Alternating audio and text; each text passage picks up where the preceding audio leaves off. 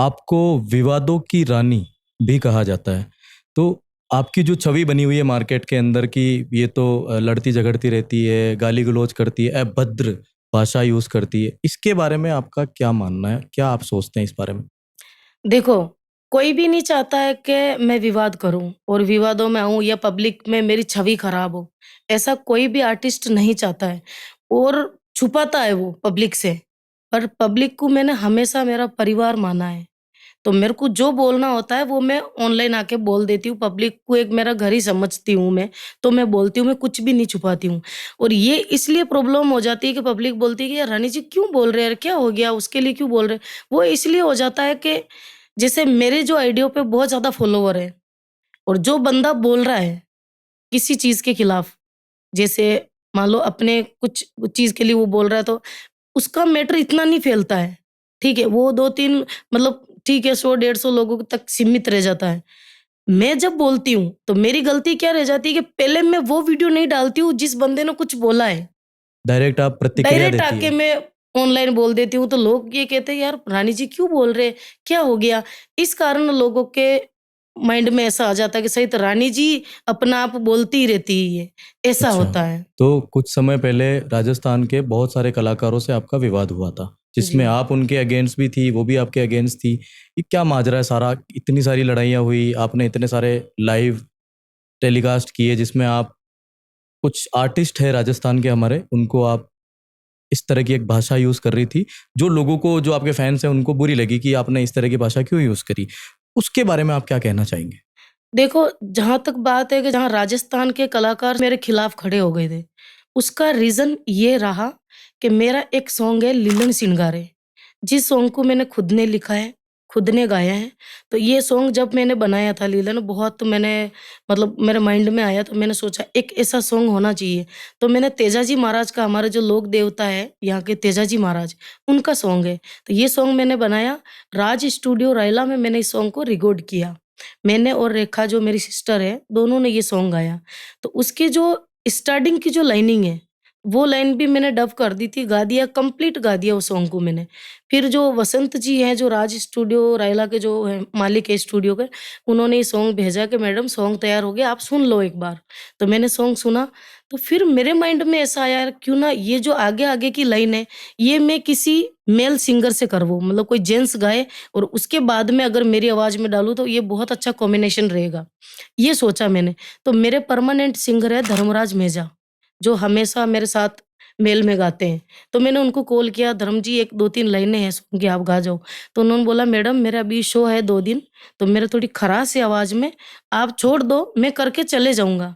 मैंने बोला, "ठीक है।" तो उस बीच में एक बंदा है जो हमारे लाइव प्रोग्राम में अच्छा मित्रता थी हमारी, तो गोपाल जी के टाइम से ही वो हमारे हमारे ग्रुप में जुड़े हुए हैं, प्रोग्राम में आते थे। उनका नेचर भी बहुत अच्छा है, अच्छे मतलब हमारे मिलने वाले थे। तो वो हमेशा बोलते थे, "रानी जी, मेरा भी एक कोई गाना रिकॉर्ड करवा दो आप आपके साथ में, तो थोड़ा मेरा भी नाम हो जाएगा।" तो मैंने बोला, "ठीक है भैया, आप बनाना, कोई देखेंगे सॉन्ग तो कर लेंगे।" तो उस दिन इस स्टूडियो में वो आए हुए थे। तो उन्होंने बोला कि रानी दीदी मैं ये गाना लाया हूँ बना के, जो सॉन्ग का नाम है मैं घड़ी घड़ी जोवा बाट ओ मारा राज बना। वो उन्होंने लिख के लाया था कि ये सॉन्ग है आप गा दो। तो मैंने बोला ठीक है यार इतने दिन से रिक्वेस्ट कर रहे हैं कर लेते हैं। तो वो सॉन्ग हमने रिकॉर्ड कर लिया। रिकॉर्ड करने के बाद मेरे माइंड में आया यार क्यों ना यार ये मारवाड़ साइड के सिंगर है इनकी आवाज़ भी अच्छी है, तो क्यों ना धर्मराज जी तो पता नहीं कब आएँगे, तो ये लाइन मैं इनसे गवा दूँ। तो मैंने बोला भैया 2-3 लाइनें पहले क्या होता था ना पूरा गाना नहीं सुनाते थे, ताकि गाना क्या वायरल हो जाता। दूसरी जगह गा के रिलीज़ कर देते थे लोग और मेरे साथ ऐसा हो गया एक बार। तो पूरा गाना मैंने उनको सुनाया नहीं, सिर्फ़ वो जो लाइनें थी ना, कड़वा कड़वा बोली बोल्या बावज मारिए, सोरा रे लागे रे कोरे काळजे। ये लाइनें मैंने उनसे गवाई। तो उन्होंने बोला ये गाना कौन-सा है? मैंने बोला कोई गाना नहीं है, आएगा जब सुनना आप। तो वो चले गए। उसके बाद वो सॉन्ग कम से कम 4 महीने मेरे पास पड़ा रहा, मैंने रिलीज़ करने की नहीं सोचा। फिर हमारे डायरेक्टर है पाहुणा जी, उन्होंने बोला मैडम ये सॉन्ग आप रिलीज़ कर दो, अच्छा सॉन्ग है।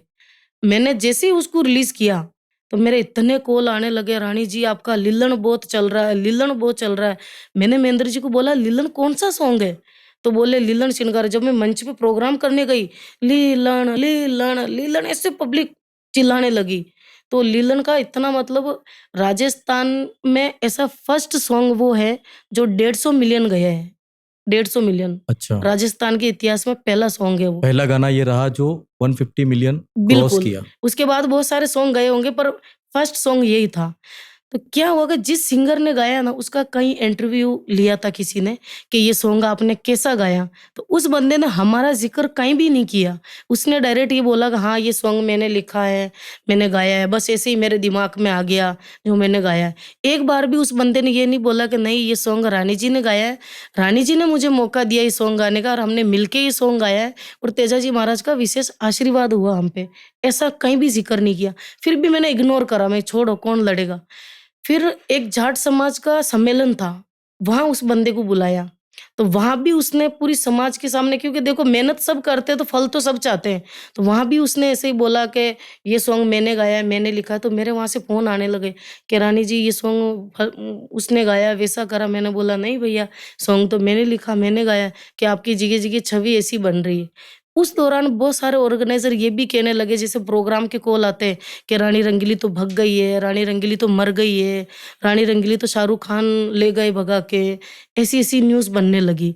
तो उससे मेरा थोड़ा करियर डाउन हुआ कि रानी जी तो पेमेंट लेके प्रोग्राम में नहीं आते, तो उससे मैं डिस्टर्ब हो गई। फिर मेरे जो है ना मतलब पेमेंट को लेके कुछ इश्यू आने लगे फैमिली में, क्योंकि मेरी जो फैमिली है, बड़ी फैमिली है, उसका सब खर्चा मुझे ही देखना पड़ता है। तो फिर मैं डिस्टर्ब हुई। जब देखो पेमेंट की अगर कहीं इश्यू, अगर फैमिली की अगर अपने कोई रिक्वायरमेंट नहीं कर पा रहे, तो डिस्टर्ब तो होगा इंसान।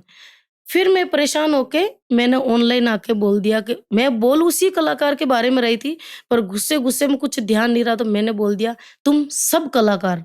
बस इत्ती सी लाइन मैंने बोल दी थी। उस पे सब लोगों ने मेरा विवाद करा। मैं रोकना चाहूँगा यहाँ पे। आपने ऐसा बोला कि मुझसे इस तरह के वर्ड्स निकल गए। हुँ। तो आप मानती हैं कि ये आपकी गलती थी यहाँ पे इस पॉइंट पे?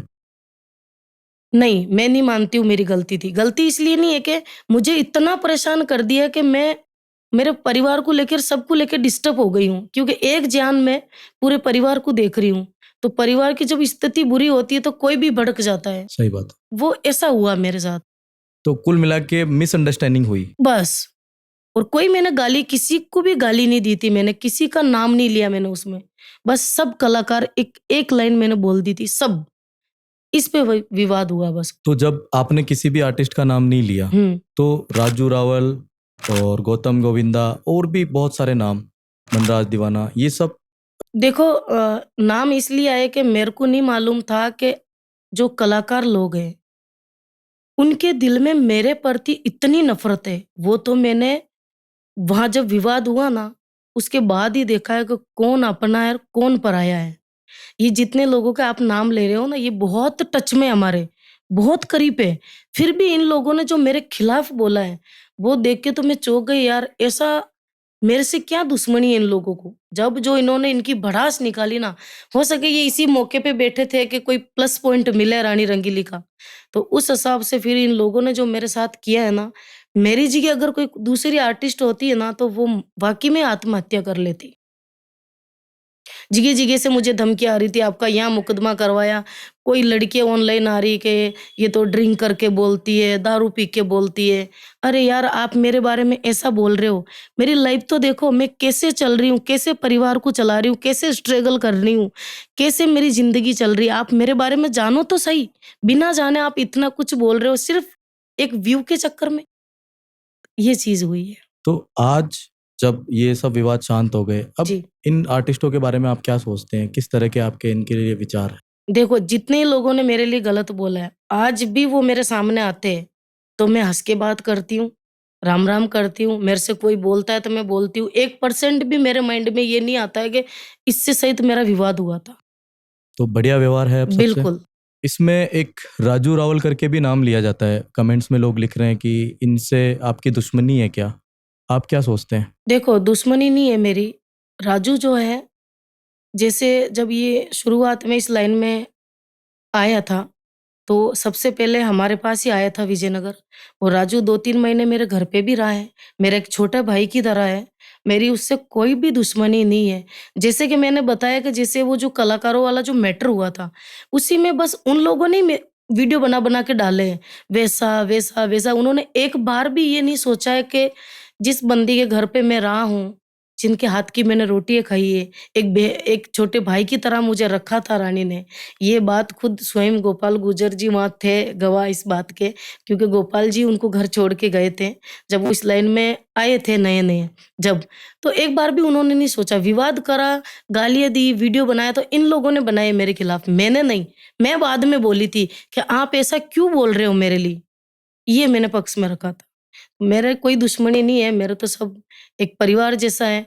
मैं तो चाहती हूँ कि सब कलाकार हम मिल के रहें, पर कोई चाहता ही नहीं कि रानी रंगीली हमारे साथ में खड़ी हो। तो अगर आज भी कोई कलाकार आपके साथ गाना करना चाहे तो आप करेंगी? हाँ, मैं करती हूँ, बिल्कुल करती हूँ, कोई दिक्कत नहीं मुझे।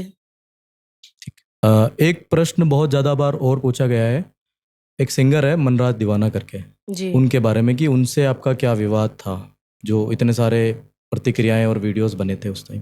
देखो मैंने आपको जैसे कि बताया, मतलब ये कुछ भी मैटर नहीं था, कुछ भी। बस एक छोटा-सा कुछ समाज को लेके मैटर हो गया था। वो मेरा अकेली का मैटर नहीं था, पूरा समाज का सवाल था। तो उन्होंने कुछ लाइन गा रखी है स्टेज के ऊपर, तो वो समाज को थोड़ी-सी बुरी लगी, तो समाज वालों के मेरे कॉल आए कि रानी जी समाज के लिए ऐसा बोला जा रहा है, तो आप बोलो। अगर वहाँ मैं नहीं बोलती, तो भी गलत था कि समाज को रानी जी सपोर्ट नहीं करती है। यही बात होती है ना, तो इसलिए मैं ऑनलाइन आके बोली थी। पर उस चीज़ को भी इन लोगों ने एक मुद्दा बना दिया कि नहीं ऐसा हो गया, वैसा हो गया और समाज को कि हमारे समाज के लिए ऐसा बोल दिया, वैसा बहुत लंबा मैटर कर दिया। फिर मैं ऑनलाइन आके बोली भी थी कि मुझे आपसे कोई दुश्मनी नहीं है।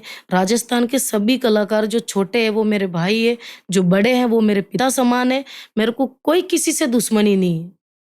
तो ये मैंने बहुत समझाया पर वो समझने के लिए तैयार ही नहीं हुए। फिर पब्लिक होती है ना वो अलग-अलग, अलग-अलग वीडियो डालने लगी तो वैसा कुल मिला मैटर के है। लोगों ने जो ऑडियंस है इन्होंने इसको ज़्यादा विवाद बना दिया, बाकी इतना कोई विवाद था नहीं किसी भी तरह ऑडियंस का। ने नहीं बनाया, उसमें सब ऑडियंस नहीं है, कुछ चंद लोग। कुछ लोगों ने।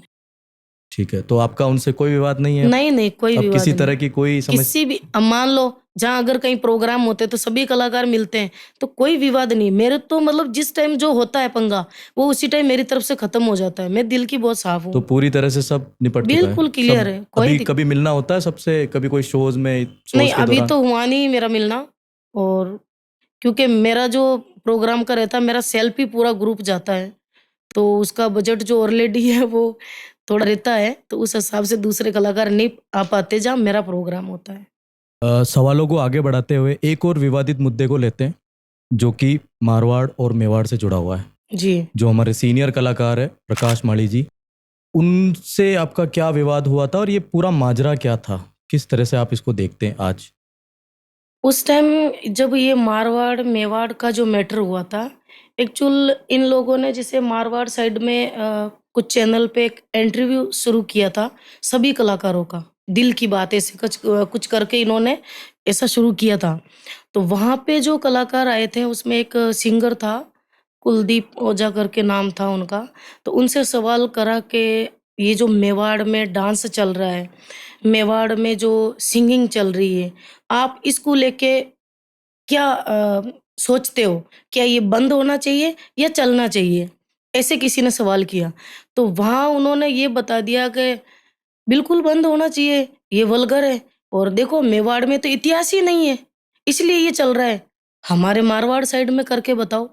ये सवाल उन्होंने बोल दिया था। तो मेरे को इसमें एक ही सवाल बुरा लगा था कि आपने बोला कि मेवाड़ में इतिहास नहीं है और मैं जो इतिहास के प्रति बहुत एक्टिव हूँ और मैं बहुत गहराई से सोचती हूँ इतिहास के मामले में हमारे जो पूर्वज है राजपूत, मैं बहुत डिफरेंट मतलब डीप में जाके सोचती हूँ। तो वो चीज़ मुझे बुरी लगी। उसके बाद दूसरे दिन या तीसरे दिन प्रकाश जी का इंटरव्यू था वहाँ पे। जब प्रकाश जी से ये सवाल किया गया कि आप क्या सोचते हो मेवाड़ का डांस और सिंगिंग को लेके? तो उन्होंने बोला देखो जहाँ तक मैंने देखा है तो वहाँ की औरतें जो नॉर्मल गाँव की जो औरतें होती है, वो डीजे पे शादी-ब्याह में ऐसा नॉर्मल डांस करती है। दूसरी भजन संध्या में ये डांस नहीं होना चाहिए, बंद होना चाहिए। वहाँ मेरे को उनकी एक बुरी बात लगी थी मुझे कि जब प्रकाश जी का करियर डाउन हुआ था म्यूज़िक लाइन में, तब उन्होंने एक गाना गाया था, हल्दी घाटी में समर लड़ियो महाराणा प्रताप कटे, जिससे उनका करियर एकदम से ऊपर चढ़ा वापस और पूरे राजस्थान में वो वापस फिर से शो करने लगे थे। तो मेरा कहने का मतलब यही था कि जब प्रकाश जी ने क्यों क्यों नहीं बोला, वो वीडियो का जब करीब-करीब विवाद शुरू हो गया था, तो उनको वहाँ ये बोलना चाहिए था कि बिल्कुल मात्र भारत में एक ही भूमि ऐसी है, मेवाड़, जिसमें इतिहास ज़िंदा है। वहाँ के राजपूत, वहाँ के जो राजा थे, मेवाड़ के जो लोग थे, वो कभी नहीं झुके। वहाँ की जो रानियाँ थी, उन्होंने जौहर किया था, वो कभी नहीं झुके। तो इतिहास राजस्थान के अंदर सिर्फ़ मेवाड़ में ज़िंदा है। तो ये चीज़ मुझे बुरी लगी थी। अब ये चीज़ पब्लिक को नहीं पता है। मैं डायरेक्ट ही आके ऑनलाइन बोल दिया कि आपने ऐसा क्यों बोला, क्यों? तो सब लोग मुझसे ये पूछ रहे थे, रानी जी आप क्यों बोल रहे हो? तो इसलिए मैं बोली थी कि आप ऐसा मेवाड़ के लिए मत बोलो, मेवाड़ में इतिहास है, इसलिए ऐसा हुआ था। तो मैं फिर से स्टेज वही है और मैं सेम क्वेश्चन पूछता हूँ कि मेवाड़ और मारवाड़ दोनों में क्या डिफरेंस है? वहाँ का डांस आपको कैसा लगता है और यहाँ का डांस कैसा लगता है? देखो, ये रंग-रंगीला राजस्थान है। यहाँ आपको हर तरह का सिंगर, हर तरह का डांस मिलेगा, ठीक है? कोई वल्गर नहीं है मेरी नज़र में, सब अच्छा है। इधर भी यही चल रहा है, उधर भी। आप बोलो, मैं जो काम कर रही हूँ, क्या वो मारवाड़ की जनता नहीं देख रही है? बहुत प्रेम मिलता है मुझे उधर से, बहुत फैन फॉलोइंग है मेरी। तो ये सब चलता है, पर ये कलाकार होते हैं ना, जिस मैं तो बोलती हूँ, अगर आपको पर्सनली कुछ प्रॉब्लम है, तो उसका नाम लेके आप बोलो। जैसे मैं बोलती हूँ वीडियो में, नाम लेके बोलती हूँ डायरेक्ट, किसी को टारगेट नहीं करती हूँ। तो वैसे नाम लेके बोलो, आप मेवाड़ को टारगेट कर रहे हो, क्यों कर रहे हो? तो ये चीज़ है, इसलिए मैं अपनों के लिए लड़ती हूँ और मैं उनके अंदर बुरी हो जाती हूँ। ऐसा होता है मेरे साथ। तो पूरा माजरा कुल मिला के ये यही था। था। अच्छा। एक आपके चैनल पे एक स्ट्राइक लगी थी। जी, उस समय आप लाइव आए, लाइव आके आप रोने भी लगे, आपने धमकियाँ भी दी कि मैं आत्महत्या कर रही हूँ जी, और पब्लिक के बहुत सारे अलग-अलग तरह के रिएक्शंस भी आए। जी। क्या आपने ये टीआरपी के लिए किया? देखो, टीआरपी के लिए तो कोई नहीं करेगा, क्योंकि मेरे को टीआरपी की ज़रूरत नहीं है, क्योंकि मैंने वो फैन फॉलोइंग देखी है डीवीडी टाइम पे, तो पब्लिक का वैसे ही मेरे साथ बहुत ज़्यादा सपोर्ट है, तो मैं ये सब चीज़ें करने के लिए ऐसे वीडियो नहीं डालती हूँ। एक्चुअली क्या हुआ था कि मेरा एक सॉन्ग था जानू दगाबाज, तो वो कोई गुजराती सिंगर ने गा रखा था, तो मैंने उसकी एक लाइन ले ली, कोरा कागज़ पे लिख राखिए, वो एक लाइन मैंने उसकी गा ली। तो वो होता है, सभी एक-दूसरे की कॉपी तो करते ही है, तो मैंने वो लाइन मुझे अच्छी लगी, तो मैंने वो गा लिया। वो सॉन्ग मैंने और प्रभु जी ने गाया था, प्रभु जी गुजर। प्रभु मंदारिया। हाँ, उन्होंने। तो वो सॉन्ग जैसे ही मार्केट में आया, यहाँ अपने देव स्टूडियो में रिकॉर्ड हुआ था भीलवाड़ा, राजू जी मेवाड़ी के यहाँ, तो सॉन्ग चल गया। मतलब 2 दिन में, 3 दिन में 6-7 लाख हो गया था वो। तो फिर उनका कॉल आया, जो कंपनी थी जिसके खिलाफ मैंने वीडियो बनाई थी, तो बोले आप इसको डिलीट करो। तो मैंने बोला देखो सर, मैंने सिर्फ़ एक लाइन ली है, आपने भी मेरा लीलन श्रृंगार सॉन्ग पे 2-3 गाने बना के रिलीज़ किए, तो मैंने तो आपको कुछ नहीं कहा।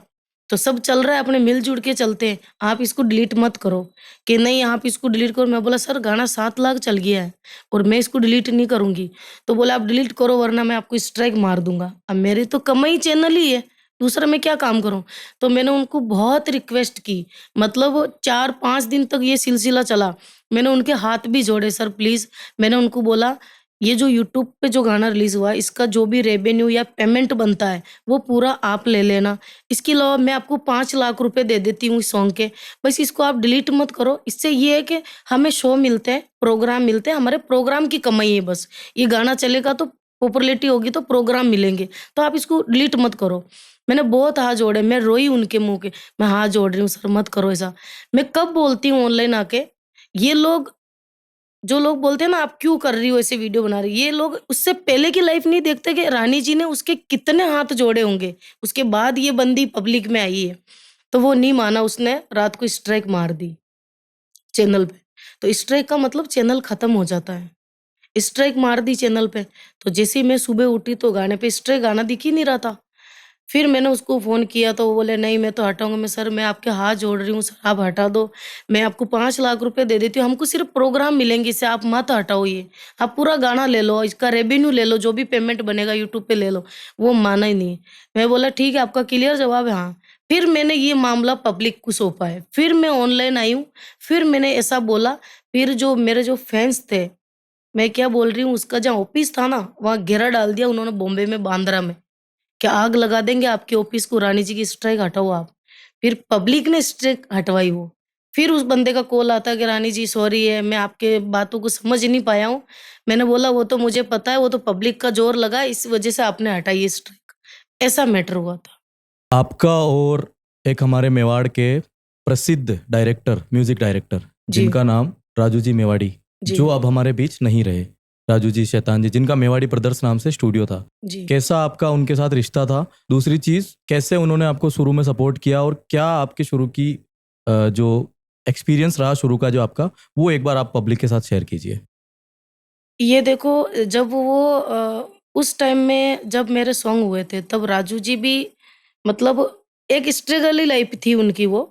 उसी टाइम वो म्यूज़िक, मेरी गायकी, मेरा डांस और उनका म्यूज़िक, इसका एक कॉम्बिनेशन। एक बार तो जो गाना चलता था ना, वो लोग ऐसे ही सुनते रह जाते थे कि क्या गा रहे हैं, क्या म्यूज़िक चल रहा है। तो उनकी जो म्यूज़िक कंपोज़िंग जो थी ना माइंड की, बहुत बहुत खतरनाक। वो पढ़े हुए भी कम थे, फिर भी उनका जो माइंड था ना, मतलब हर गाने में नई कंपोज़िंग दी है उन्होंने। ऐसा म्यूज़िक आज की डेट में तो कोई नहीं दे पा रहा है उनके अलावा। ऐसा म्यूज़िक उनका था और शुरू से ही हम लोग बहुत साथ चले, मतलब शो में भी हम परमानेंट जो गोपाल जी थे दादा, वो परमानेंट हमको रखते थे। उनका भी बाउंड था चेतक कंपनी में म्यूज़िक का, कि आप दूसरी जगह म्यूज़िक नहीं दोगे। हाँ, और ऐसा हमारा पूरा बॉन्डिंग चलता था। मतलब तो एक एक साथ ही हम लोग शुरू हुए। स्टेज शोज़ वगैरह भी आप शेयर करते बिल्कुल, थे? बिल्कुल, बिल्कुल। हमारी जो टीम है, जी, वो जब आपकी सोशल मीडिया जो जितनी भी आईडीज़ है, जितने भी प्लेटफ़ॉर्म्स हैं, उनको जब चेक कर रहे थे, एक पेज मिला हमें फ़ेसबुक पे, जिस पे 1.3 मिलियन जी, फॉलोवर्स जी, है आज की डेट में। जी, वो पूरी तरह से बैन है। जी। क्यों है और कैसे वो बैन हुआ? जैसे मैंने आपको बताया, वो जो कलाकारों का मैटर हुआ था, उस पे जो मेरा पेज है, उस पे क्या 40,000 रिपोर्टिंग हुई थी। उसमें 2-3 पेज और भी चले गए, जो 5 लाख फॉलोवर थे, 7 लाख फॉलोवर थे, उसमें बहुत सारे पेज जुड़े हुए थे। तो किसी ने रिपोर्टिंग की है, तो 40,000 रिपोर्टिंग है। मैं ऑफ़िस भी जाके आई हूँ फेसबुक के बॉम्बे, तो उन्होंने बोला मैडम इस पे 40,000 रिपोर्टिंग हुई, तो ये कुछ टाइम के लिए ब्लॉक कर रखा आपको। ये मैटर हुआ था। तो अब वापस पेज आने की उम्मीद है आपकी? उम्मीद तो है वो आ जाएगा, बोला है उन्होंने। दूसरी अभी नया पेज मैंने शुरू किया है, उसपे भी 1 मिलियन होने वाले फॉलोवर। इंस्टाग्राम भी मेरे अच्छे फॉलोवर हैं और जो मेरा यूट्यूब चैनल है, उसके 30 लाख सब्सक्राइब है। अच्छा, पब्लिक अच्छी जुड़ी हुई है मेरे से, कोई दिक्कत नहीं है। बैन से एक और विवाद याद आया। जी। आसीन क्षेत्र जो कि हाँ, हाँ, भीलवाड़ा हाँ। की सबसे बड़ी तहसील है, वहाँ पे जी। आपको बैन कर रखा है। क्यों? वो इसलिए कर रखा कि वहाँ पे जो मेरे फैन बहुत ज़्यादा हैं, आसीन क्षेत्र में। जब भी मेरा शो हुआ वहाँ पे, तो जैसे ही मेरी एंट्री होती है, तो वहाँ पे हुल्लड़ हो जाता है। बोलते हैं ना, बहुत दूर तक पब्लिक बैठी रहती है, जो जैसे ही मेरी एंट्री होती है तो दूर से मतलब उनको दिखता नहीं, तो वो पास आने की कोशिश करते हैं।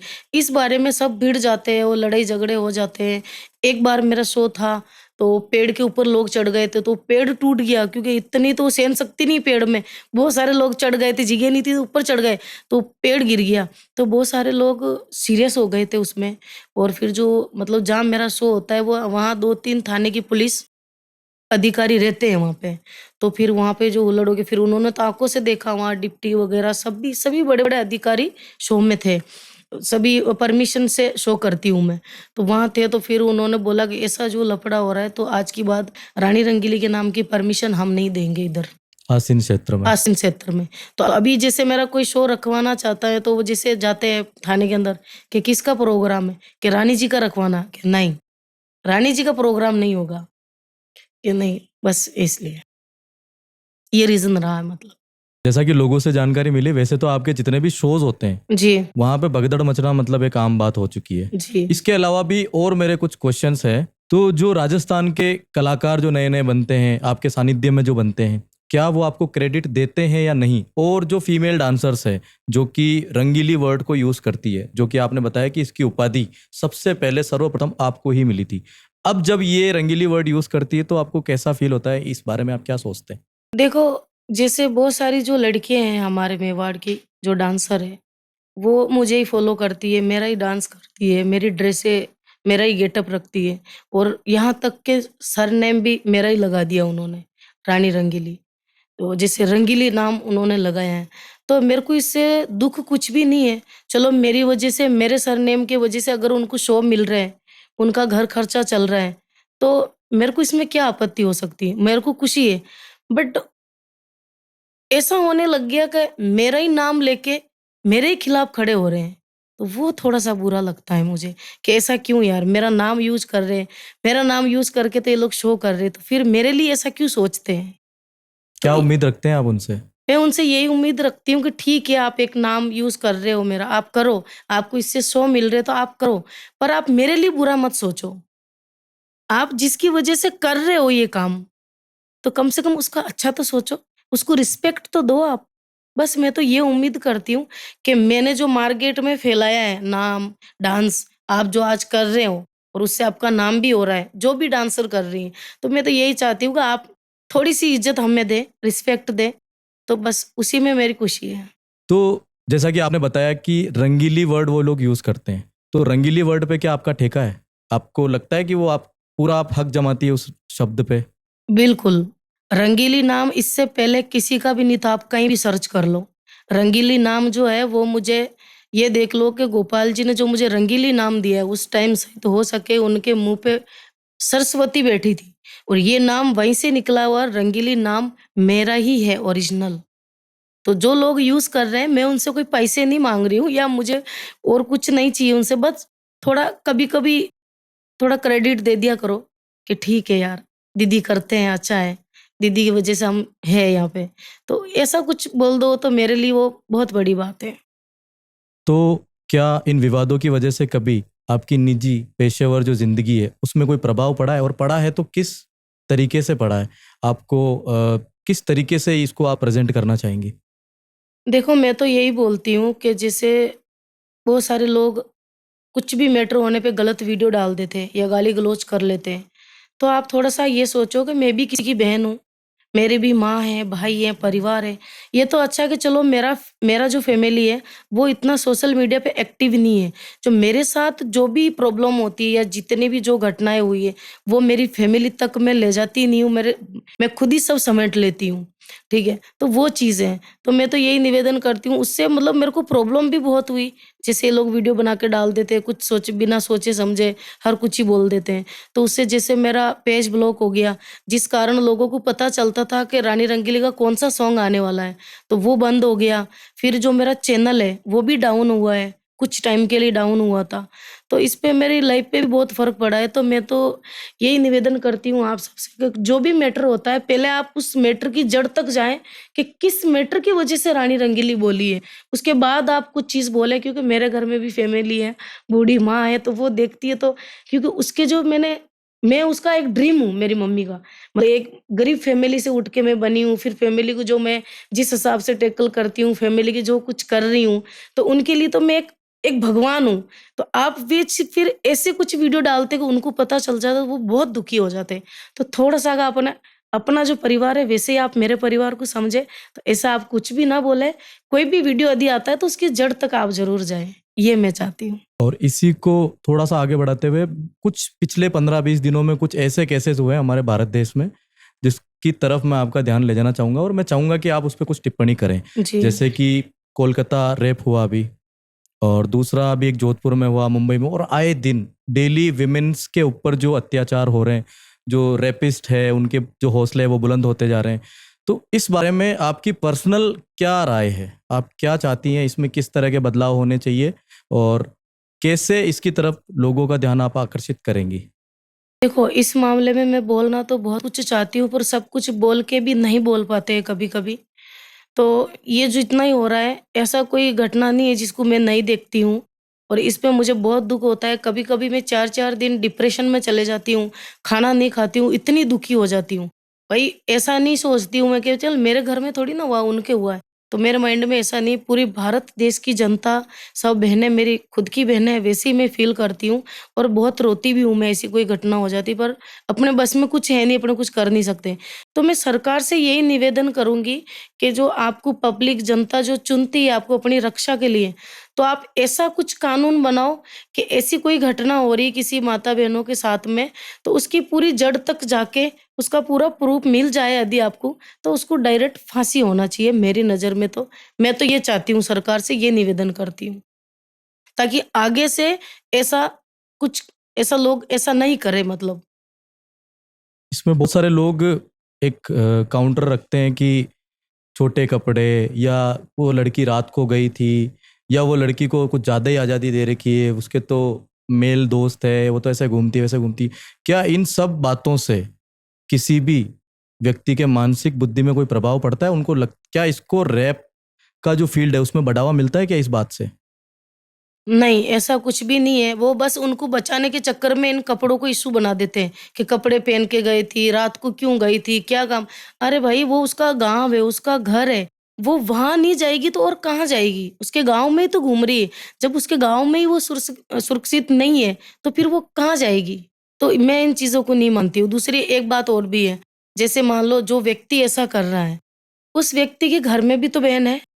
भई वो भी तो ऐसे कपड़े पहनती होगी, तो उसका उसको देख के तो दिमाग खराब नहीं होता है। फिर दूसरों पे ऐसी नज़र क्यों? वो भी तो किसी की बहन है, किसी की बेटी है।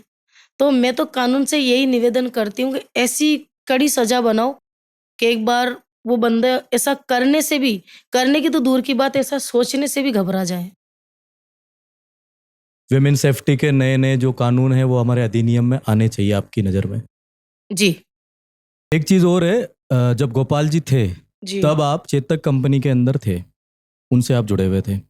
उनकी डेथ के बाद ऐसा क्या हुआ जो आपको अपनी खुद की एक अलग नई कंपनी खोलनी पड़ी?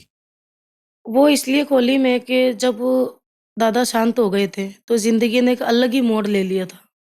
तो फिर जो चेतक कंपनी में मैं जो काम करती थी, तो जब हमारे स्टाफ में जो और भी लोग थे, उन्होंने उनको फ़ोन किया कि आप रानी को आज के बाद चेतक में काम नहीं दोगे। हम रानी की जैसी आपको नई लड़की ला के देंगे, वैसे ही गाती है, वैसे ही डांस करती है, तो आप रानी को काम नहीं दोगे। तो उन्होंने बोला मेरा तो मैं शुरू से करते आया हूँ, तो रानी बोल रही है मैं करूँगी कंटिन्यू काम, तो फिर आपको क्या दिक्कत है? तो उन्होंने बोला नहीं ऐसा आप करेंगे तो हम आपको वो एक्चुअली क्या इधर जो डीवीडी आती थी, तो उनकी पेमेंट की रिकवरी करने के लिए वो इधर आते थे, दिल्ली से। तो बोले आपको इधर नहीं आने देंगे, हम मार देंगे, कूट देंगे, ऐसे उनको धमकियाँ मिली। तो फिर वो बोले रानी से भी कम पेमेंट में हम आपको ऐसी-ऐसी कलाकार दे देंगे। ऐसे करके चेतक से मेरा बाउंड हटवा दिया। मतलब जब मुझे चेतक वाले का कॉल आया था कि रानी अब मुझे तुम्हारा एल्बम नहीं चाहिए, तो मैंने बोला सर मेरा एक एल्बम है लास्ट, वो एल्बम मैं दे दूँ? क्योंकि चेतक में मैंने हमेशा हिट नंबर दिए हैं। लास्ट एल्बम मैं दूँगी वो भी सुपर डुपर हिट दूँगी, एक छाप छोड़ूँगी मैं। ये मेरा चैलेंज था उनको। फिर मैंने वो जैसे मैंने बताया वो एल्बम आया था हमारा गोपाल जी अब आओ सा। वो एल्बम मैंने रिलीज़ किया गोपाल जी के डेथ के 20 या 25 दिन बाद रिलीज़ हुआ था। इतना चला ना वो नंबर, एक वाक़ई में जो मैंने कमिटमेंट किया ना कि एक छाप छोड़ूँगी मैं लास्ट में भी हिट नंबर दूँगी, तो वैसे मैंने वो छोड़ दिया। उसके बाद मेरे पास कोई कंपनी नहीं थी, फिर मैंने जो राजस्थान की और भी कंपनी है बड़ी, उनको मैंने कॉल किया कि मैं वहाँ से मेरा बाउंड खत्म हो गया है, तो अगर आप मुझे बाउंड करना चाहो या मेरे सॉन्ग लेना चाहो तो आप मुझे बताना। तो सब लोगों ने एक मीटिंग कर ली कि रानी को किसी भी कंपनी में काम नहीं देना है, क्योंकि चेतक ने छोड़ दिया है, तो अब जैसे अपने नहीं लेंगे तो रानी खत्म हो जाएगी मार्केट से। ऐसा मीटिंग हो गया सब में। दूसरी तो बहुत ऑफ़र कर रहे थे जब मैं चेतक में थी, उसके बाद ऐसा हुआ। तो फिर बहुत ज़्यादा मैं टेंशन में आ गई थी मैं अब क्या होगा? क्योंकि मेरे को तो नॉलेज ही नहीं था, कि ये सब क्या होता है। तो मेरे एक फ्रेंड है अंशुमन जी, जोधपुर से हैं। मेरे बहुत अच्छे मित्र हैं, मैं आज भी उनका एहसान मानती हूँ। उन्होंने बोला सबको जाने दो, आप आपकी अपनी कंपनी खोल दो, आपका तो नाम है, आप जो आप करोगी वो होगा। तो मैंने बोला ठीक है मेरे को तो नॉलेज नहीं, बोले मैं हूँ, मैं करता हूँ। फिर उन्होंने एक लोगो बनाया मेरा कंपनी का, तो उसमें मैंने फर्स्ट एल्बम रिलीज़ किया था परदेसी दीवाना, जिसमें बहुत सारे लंगा सॉन्ग है, जिसमें एक सॉन्ग है छोड़ गया परदेस मन ओळूडी आवेसा, ते कदी आवो भरतार में बिलक रही घर आगे। वो एल्बम इतना चला, कम से कम 20 से 25 लाख डीवीडी उसकी बिकी, फर्स्ट में ही। क्योंकि डीवीडी का, सीडी का क्रेज़ था उस टाइम, यूट्यूब तो था नहीं, तो उसका क्रेज़ था, तो वो चला। फिर उसके बाद में एक एल्बम आया मेरा घोड़ो मारो बाबेरो आवे, जो अभी भी ट्रेंडिंग में चल रहा है। तो वो एल्बम जो आया रामदेवरा के अंदर मैंने उसकी 10 लाख डीवीडी बेची है। बाहर कितनी बिकी वो मैं नहीं बता सकती आपको। रामदेवरा के अंदर। तो ऐसे करके मेरी कंपनी हिट पे हिट नंबर देती रही। फिर लोगों के ऑफर आने लगे, रानी जी आप हमारी कंपनी में करो। मैं बोला अब नहीं चाहिए आपकी कंपनी। ऐसे चालू हुई कितना कंपनी। मुश्किल रहा वो स्टूडियो को मेंटेन करना शुरुआती दौर में? रहा बहुत मुश्किल रहा। क्या क्या दिक्कतें आई आपको शुरू में? जैसे कि म्यूजिक इक्विपमेंट्स भी लाने पड़ते हैं, फिर उसको मैनेजमेंट, बीट्स वगैरह, बीट्स वाला बंदा भी चाहिए होता है, तो वो दूसरी स्टूडियो से लेके आना है, वो सारी चीज़ों को कैसे मैनेज किया आपने? बिल्कुल, वो माल जो था डीवीडी सीडी का वो यहाँ तो बनता ही नहीं था राजस्थान में, वो दिल्ली होता था सब। वो दिल्ली से सब मैंने बोला ना, अंशु जी ने मुझे बहुत सपोर्ट किया। तो कुल हाँ, मिला के उनका जो है पूरा समर्थन रहा आपकी तरफ, और उन्होंने आपको बिल्कुल, बिल्कुल, पूरी... इन्होंने ही मुझे गाइड किया। ठीक। जैसा कि मुझे पता चला आपको करीब 2 दशक हो चुके हैं इस इंडस्ट्री के अंदर काम करते हुए। जी। कदी थाने अचानक लाग्यो कि यार अब मैं थाक गया, अब मारो काम न होवे, बस अब मन रिटायरमेंट देओ? नहीं, यो तो मने कदी न लाग सके, क्योंकि मारे अंदर एक्टिंग को अतरो जुनून है। मैं तो और भी आसान सोचूं कि मैं और कतरो काम कर सकूं। मतलब अटा तक मारी सोच है कि जो मारे लारे रेवा वाला जो बंदा है वे परेशान हो जाओ, यार थोड़ो तो रेस्ट कर लो। मतलब मैं चाहूं कि एनी टाइम मैं चालती रहूं, मैं सोबो भी न चाहूं। मतलब मारो टाइम में खराब न करबो चाहूं, क्योंकि यह जिंदगी बार बार न मिले। जो करनो है ये जिंदगी में कर जाओ बस। लीलन श्रृंगारे, हम्म। जिसके जो शुरुआती बोल थे जी, समझ में तो नहीं आते, जी, पर जी, हम गाने को काफी एंजॉय करते हैं, जी। उसका मतलब क्या होता है वो समझाइए आप। उसका मतलब ये है, ये हमारे राजस्थान के लोक देवता है तेजाजी महाराज। जब वो खेत में गए थे, जैसे खेत में, मतलब मैं राजस्थानी में बताऊँ आपको। जिशान वे खेत में गया, बाजरो बोबाने गया, तो वहाँ की जो भाभी, वह जो खाणो लेर गया, जो थोड़ा लेट हो गया, तो तेजाजी महाराज ने गुस्सो आ गयो कि अतरा लेट कहाँ आया खाणो लेर, जल्दी आता। और ये जो बेलिया है ये भी भूखा मर रहा, चारो भी कोने यहाँ के। तो पछे वहाँ की जो भाभी, वे वाने क्यों के अतरी थाने जल्दी है तो थाकी जो घरवाली है वाने लेर आ जाओ, वे थाने जल्दी टाइम पे गरम गरम खानो बनार पुरुष दे। जो वो जो बोल है तेजाजी महाराज के लाग जावे। ई वजह तेजाजी महाराज घरे जावे, और मम्मी ने वहाँ की जो माता है माने पूछे कि मारो सासरो कटे यार, कदिया मारो ब्याह होयो। पछे ऊपे लाइन आवे के लीलड़ ने सिणगार तेजाजी गांव पनेरा जाओ। पनेरा मतलब उनका ससुराल। ये स्टोरी है। हाल के दिनों में एक गाना आया आपका देवासी, जी, जो कि तेजाजी पे भी बना, जी, देवनारायण पे भी बना, जी, और सब में ये ट्रेंडिंग में चल रहा है, जी। इसके 2 बोल। जी, बिल्कुल। एक्चुअल क्या, मेरा एक शो था अभी गोडवाड़ में, बहुत बड़ा शो था, तो वहाँ मैंने ये सॉन्ग गाया था। तो वहाँ बहुत पसंद आया लोगों को। फिर मुझे लगा कि शायद ये रिकॉर्ड करना चाहिए, तो फिर मैंने रिकॉर्ड किया इस सॉन्ग को। 2 बोल इसके, इसके 2 लाइन्स। ठीक है, मैं आपको सुनाती हूँ उसकी 2 लाइनें। मामा देव जी ने दिल में बिठार पूजे रे, गोडेवाड़ रा देवा सिर। मामा देव जी ने दिल में बिठार पूजे रे, गोडेवाड़ रा देवासी। अरे देवासी वो मामा जी देवासी। ऐसा सुनने में आया कि आपको मेवाड़ क्षेत्र से कोई विधानसभा का टिकट भी ऑफर हुआ था, जी, क्या इसकी कहानी थी पूरी? ये तब की बात है जब गोपाल दादा जिंदे थे, तब की बात है। तो मेरे को ऑफर आया था टिकट का, बोले टिकट मिल ही गया था, मतलब सीट भी मिल गई थी। तो उन्होंने बोला कि आप रानी को खड़ा कर दो। तो वहाँ गोपाल जी ने मना कर दिया कि नहीं, मैं राजनीति में रानी को नहीं डालना चाहता हूँ। और आप इतने पॉपुलर थे, आपकी पर्सनल क्या राय थी? मैंने मतलब उन्होंने मुझे सही कहा, उन्होंने बोला राजनीति में नहीं जाना है रानी, अभी नहीं, अभी टाइम नहीं है ये राजनीति का। अभी तुम्हारा अलग करियर चल रहा है, बस उस पे फ़ोकस करो। तो इसलिए, क्योंकि अगर अपने राजनीति में जाते हैं, तो फिर इस चीज़ से सबसे हटना पड़ता है ना एक बार के लिए तो। तो उस टाइम तो मैं नई-नई आई थी मार्केट में, तो फिर ये सब सही नहीं लगा, तो फिर 2-3 बार वो लोग मीटिंग करने आए, पर मना कर दिया दादा ने। कितने साल पुरानी बात है ये लगभग? ये तो समथिंग 10 मतलब 7-8 साल 8 साल मान पुरानी बात है। हाँ, पुरानी बात है। तो रानी रंगीली जी, जी। एक शो का आप कितना चार्ज करती है? देखो मतलब मैं क्या, गाँव के लोगों से ज़्यादा जुड़ी हुई हूँ। तो जहाँ तक हो सकता है, क्योंकि मेरे जो प्रोग्राम होते हैं, शो होते हैं, तो वो पूरे गाँव के मिलके कहीं-कहीं तो चंदा इकट्ठा करके फिर प्रोग्राम रखवाते हैं। तो जिस हिसाब से मतलब मैं ग्रुप जो ले जाती हूँ जितना बड़ा, सबसे बड़ा ग्रुप लेके जाती हूँ मैं, dancer, singer, comedy, musician, sound, anchor, ये पूरा ग्रुप रहता है मेरा।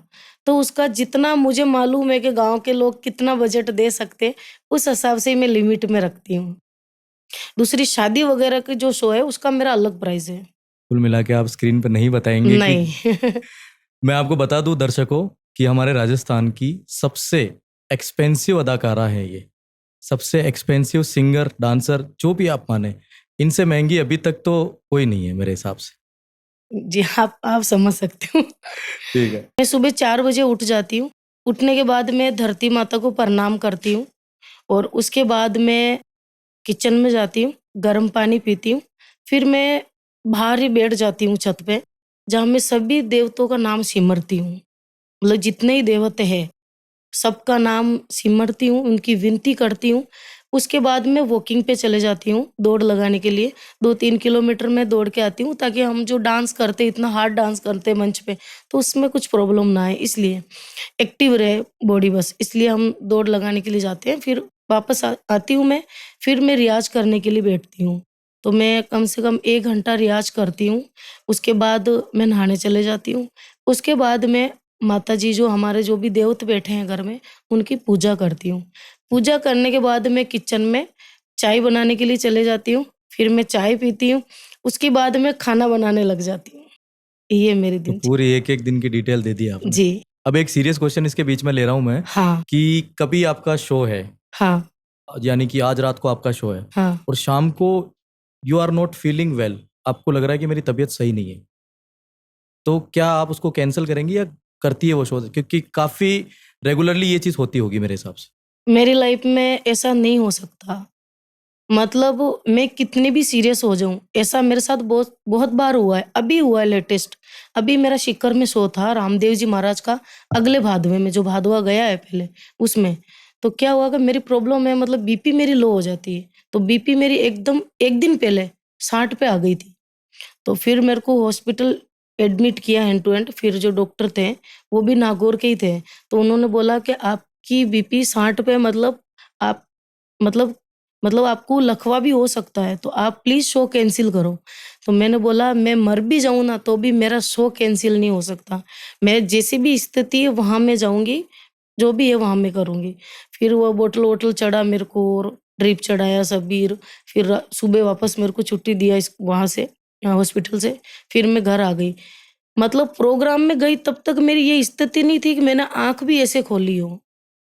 फिर मैं जो मंच पे गई, वहाँ के जो रामदेव जी महाराज का स्थान था, मैंने बाबा को बोला और मैं खड़ी भी नहीं हो पा रही थी। आपको पता है कि 60 पे जब बीपी चले जाती है तो बॉडी कैसी हो जाती है कि वो आवाज़ भी नहीं निकलती मुँह से, वो हिलने लग जाता है पूरा। तो वहाँ जाने के बाद जब मैं बड़ी मुश्किल से तैयार हुई, पब्लिक को तो मैं महसूस करवा नहीं सकती कि मैं बीमार हूँ। तो वहाँ मैं तैयार हुई, तैयार होने के बाद बाबा को मैंने एक ही बात बोली है, आज आप देख लेना बस। मुझे यूँ लगा था मैं शायद मंच पे गिर जाऊँगी। और वहाँ जितनी एनर्जी से जो मैंने डांस किया ना, वो मैं खुद भी, दिमाग मेरा खराब हो गया कि ये क्या हुआ? वहाँ की जो पब्लिक, कम से कम 60 से 70 हज़ार पब्लिक थी वहाँ पे। इतनी चिल्ला रही थी, रानी, रानी, रानी। उनको देख के मेरे को इतना जोश आ गया कि मेरी बीपी-वीपी गई जो पता ही नहीं चला। अब ऐसा तक हुआ। अब तक का कोई ऐसा शो जिसमें कोई विवाद हुआ हो? मतलब कोई पब्लिक चढ़ गई स्टेज पे या ऐसा कुछ? तो मैं आपको बता रही हूँ ना, जब जो मेरे एल्बम आए थे पीली लुगड़ी, नाग लपेटा, अभी तो बहुत सारे लोग समझदार हो गए, ऐसा नहीं करते, पर कहीं-कहीं अभी भी ये हो जाता है। और अभी तो अब फिर क्या, थोड़ा-सा पब्लिक मुझे जानती भी है कि रानी जी को डिस्टर्ब नहीं करना है मंच पे, ये भी मेरी एक अलग छवि है या यूँ मार्केट में। कहें कि वो डरते हैं?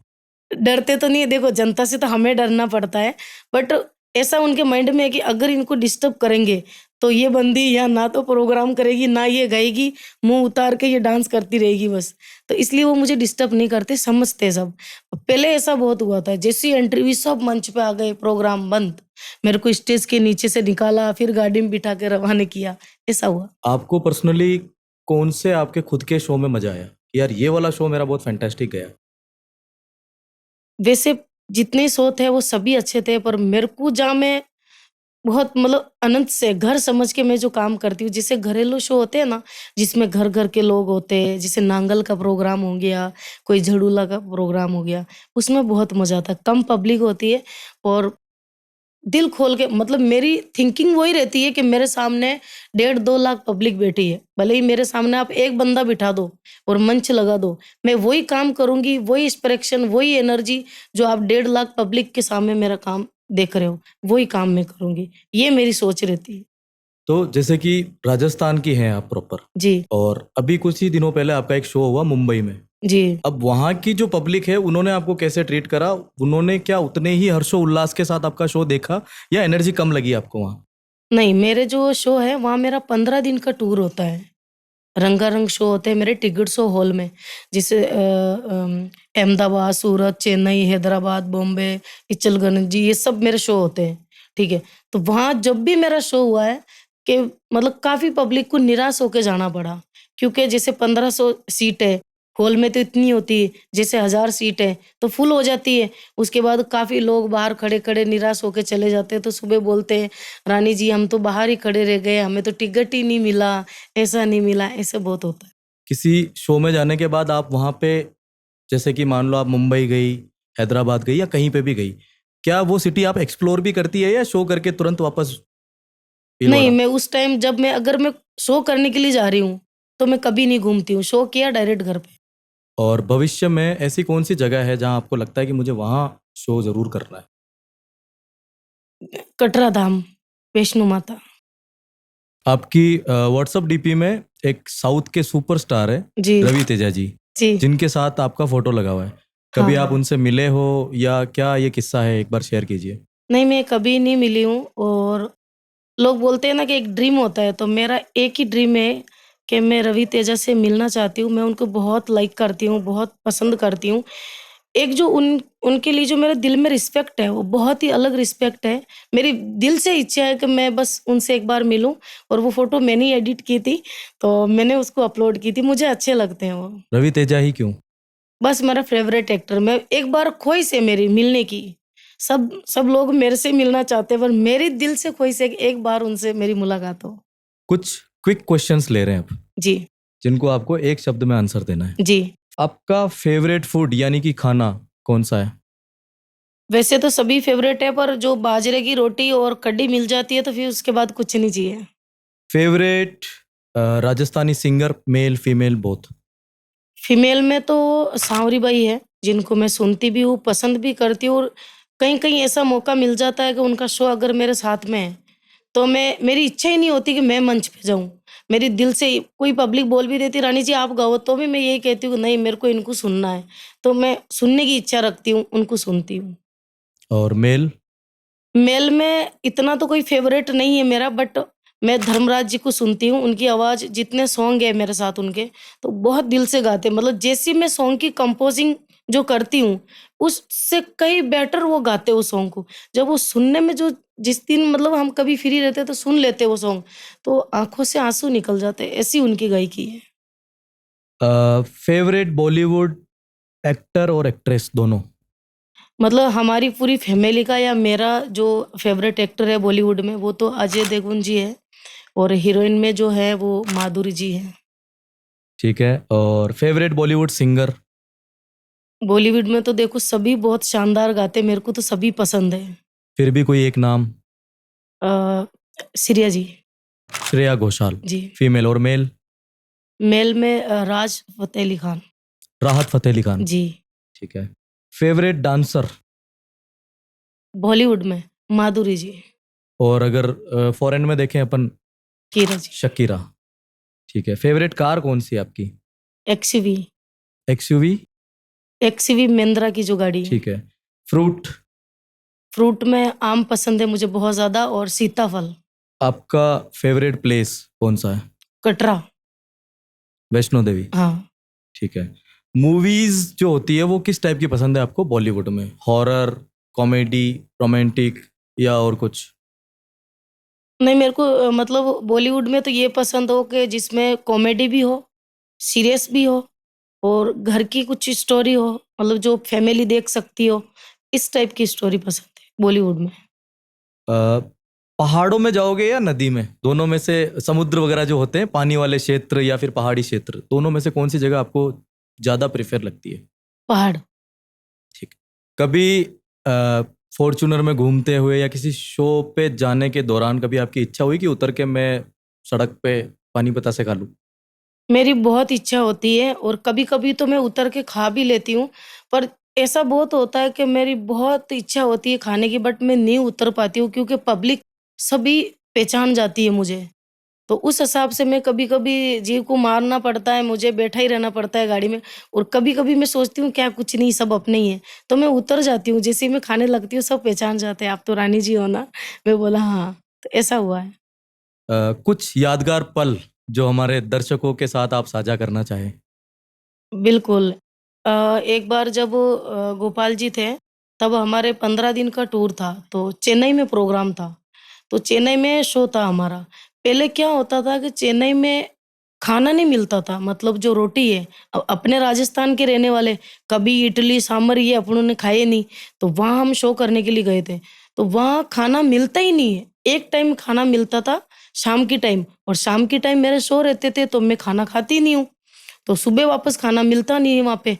तो ऐसा मतलब मैं बहुत ज़्यादा परेशान हो गई, तो मैं खाने के लिए वहाँ जब होटल पे गए थे, तो वो इडली और वो नारियल की चटनी, सांभर भी नहीं देते थे, वो रख दिया। तो वो खाया तो बड़ा अजीब-सा टे मैंने फर्स्ट बार खाया था, अजीब-सा टेस्ट। मैंने दादा को बोला मुझे तो रोटी-सब्जी चाहिए, राजस्थान चलो मेरे को नहीं करने शो। मैं बहुत रोई उस दिन रोटी के लिए। ऐसा मेरी लाइफ में आया तो, ऐसे दिन देखने पड़े थे। ये रहा एक किस्सा। जी। और सेकंड और कोई किस्सा जो इसी तरह का कोई मज़ेदार फ़नी मोमेंट्स?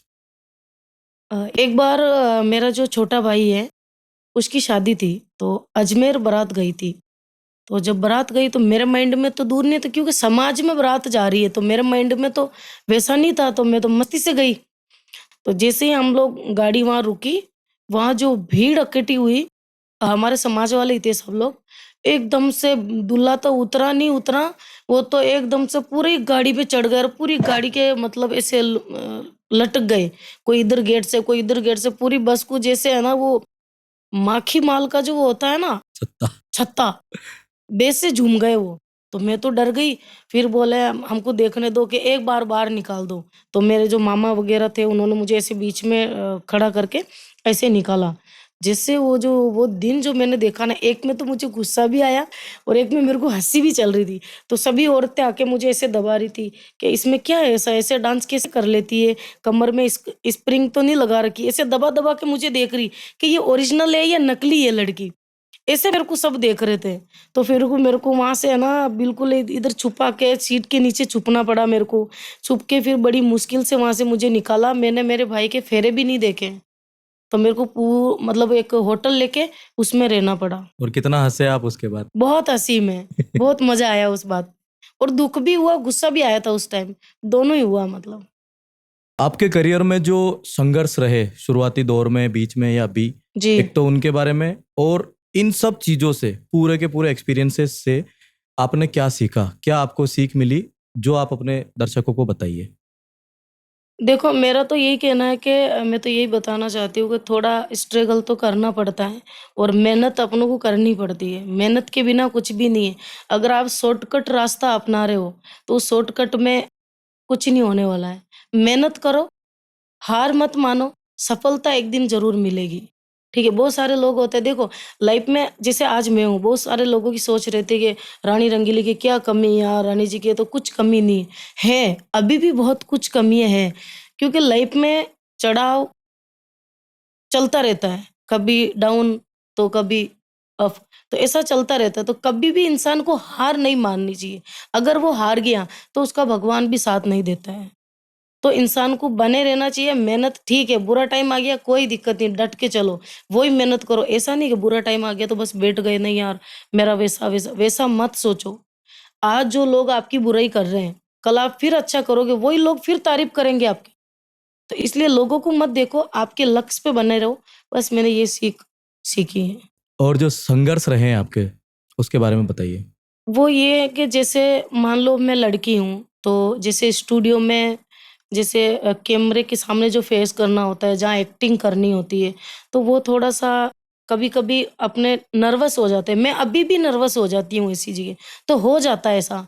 तो बस ये थोड़ा बहुत देखना पड़ता है क्योंकि वहाँ गर्ल्स कम होती है, जेंट्स ज़्यादा रहते हैं और जो जैसे अपने रिकॉर्डिंग कर रहे हैं, तो वो भी एक जेंट्स ही करते हैं रिकॉर्डिंग वगैरह, तो वहाँ थोड़ा-सा अपने को हिम्मत रखनी है, यूँ ही समझना कि ये अपनी फैमिली से है, तो आप आराम से काम कर पाओगे, ये यही चीज़ एक है। बहुत बड़ी बात है कि एक विमेन होके लाखों लोगों के सामने नृत्य प्रस्तुत करती है। इसके अलावा रिकॉर्डिंग स्टूडियो जो होते हैं उनमें सारे के सारे जेंट्स होते हैं, उनके जी। बीच में कंफर्टेबल होके सॉन्ग रिकॉर्ड करना, इट्स अ बिग थिंग। आपकी सफलता के पीछे की सबसे बड़ी वजह है? तो मतलब ये मेरा जुनून रहा, जो मेरा टैलेंट है, जो मेरा जुनून रहा, ये मेरी सफलता का कारण रहा और मेरी ज़िंदगी में बहुत सारे मोड़ भी आए, जो अदरवाइज़ जैसे होता है ना एक स्टार बनता है कलाकार, स्टार बनने के बाद ऐसी लाइफ में मोड़ आते हैं ना, तो बहुत सारे लोग डिप्रेशन में चले जाते हैं।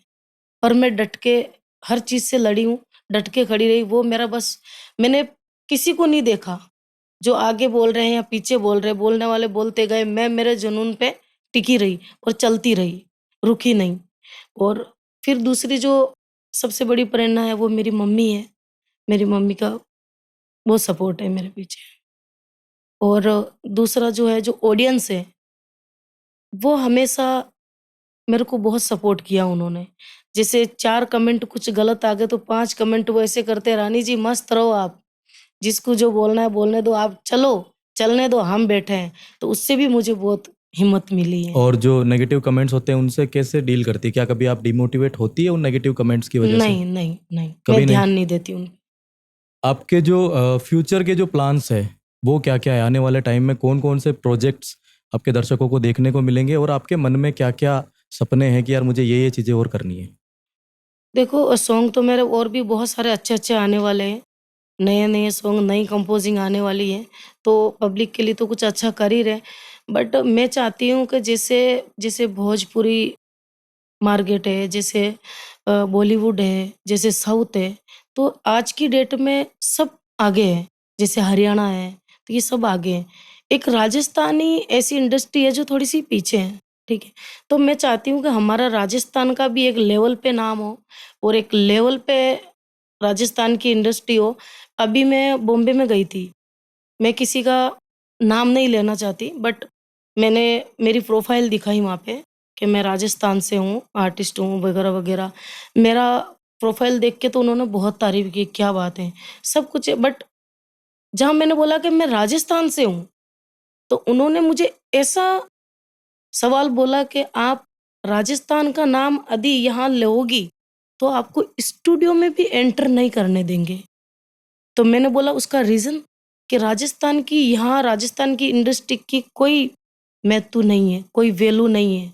तो आप राजस्थान का नाम लोगे तो आपको यहाँ कहीं भी काम नहीं मिलने वाला। तो मेरा वहीं से दिमाग खराब हो गया। मैंने बोला अब तो मुझे कोई काम दे भी देवे तो मैं नहीं करूँ यहाँ पे क्योंकि जहाँ मेरे राजस्थान की अगर नहीं है रिस्पेक्ट तो मैं वहाँ काम नहीं करूँगी। क्यों? मैं तो जाऊँगी तो ऑफ कोर्स मैं तो ये बोलूँगी हाँ, मैं राजस्थान से हूँ, मैं राजस्थान की बेटी हूँ, मैं राजस्थान का नाम रोशन करना चाहती हूँ। तो मैं तो हर जगह यही बोलूँगी, मैं क्यों छुपाऊँ? भई मैं राजस्थान की जनता ने मुझे स्टार बनाया, तो उस मंच पे मैं खड़ी होके दूसरों का नाम थोड़ी लूँगी, मैं राजस्थान का ही नाम लूँगी। तो बोले नहीं राजस्थान का आप नाम लोगी, राजस्थान में आप ऐसे वैसे आपको काम नहीं मिलने वाला, आप बोलो ही मत कि आप राजस्थान से हो। मैंने बोला ऐसा तो लाइफ में हो नहीं सकता, मैं हैंड टू हैंड स्टूडियो से निकल गई वहाँ से। फिर मैंने ये सोचा यार अपना राजस्थान की इंडस्ट्री कब मूवी आने लगेगी? क्योंकि एक्चुअल क्या है राजस्थान की जो हमारी जनता है, वो थोड़ा-सा राजस्थान मूवी को सपोर्ट नहीं करती। इसके कारण राजस्थानी इंडस्ट्री पीछे है। तो मैं राजस्थान की जनता से यही चाहती हूँ, जैसे भोजपुरी इंडस्ट्री है, जैसे हरियाणा है, पंजाब है, बॉलीवुड है साउथ है, वैसे ही मैं चाहती हूँ कि राजस्थान का डंका बजे। तो प्लीज़ आप राजस्थान के कलाकारों को आप सपोर्ट करो। राजस्थान की यदि कोई मूवी आ रही है, तो आप उसको देखो। तो उससे क्या होगा कि वो मार्केट बढ़ेगा और अपना राजस्थान में भी चाहती हूँ कि जैसे भोजपुरी फ़िल्में आती है, साउथ की फ़िल्में आती है, वैसे अपनी राजस्थान की फ़िल्में भी आएँ। तो मैं यही चाहती हूँ आप सभी कलाकारों को सपोर्ट करें। राजस्थान की जनता जो है आप हमें सपोर्ट करो ताकि हम राजस्थान का नाम रोशन करें आपके ज़रिए, आपके सपोर्ट से। यही मैं चाहती हूँ। बहुत, बहुत, बहुत, बहुत सारा, ढेर सारा धन्यवाद आपको कि थैंक यू। आप हमारे स्टूडियो में आए और राजस्थान की जनता को आपने पूरी की पूरी डिटेल के अंदर सारी जर्नी बताई अपनी, जी। सारे सवालों के जवाब दिए, सारे विवादों के बारे में आप खुल के बोली, ढक के बोली। आज मैं और मेरी टीम हमने एक छोटा सा फैसला किया, इस शो को यहीं रोकते हुए हम आपको एक उपाधि देना चाहते हैं। जी यानी कि ठीक है, रंगीली तो आपको मिल ही चुका है, पीछे का नाम आपका पूरा हो चुका है, जी आगे का नाम हम आपका पूरा करना चाहते हैं। तो दर्शकों से मैं विनम्र निवेदन करूंगा कि आने वाले वक्त में अगर आप किसी ऐसी लेडी जो कि पिछले 16 सालों से ऐसी इंडस्ट्री में टिकी हुई है, राजस्थानी इंडस्ट्री में, जिसको लीड कर रही है, ये अपने आप में बहुत बड़ी बात है। विमेन होके राजस्थानी इंडस्ट्री को लीड करना अपने आप में बहुत बड़ी बात है। तो मैं तो इसको पॉजिटिवली लूंगा और क्वीन की जो उपाधि है मैं इनको देना चाहूंगा। हमारे जो मित्र है हंसराज जी, उनसे मैं आग्रह करूंगा कि वो इनका स्वागत कीजिए।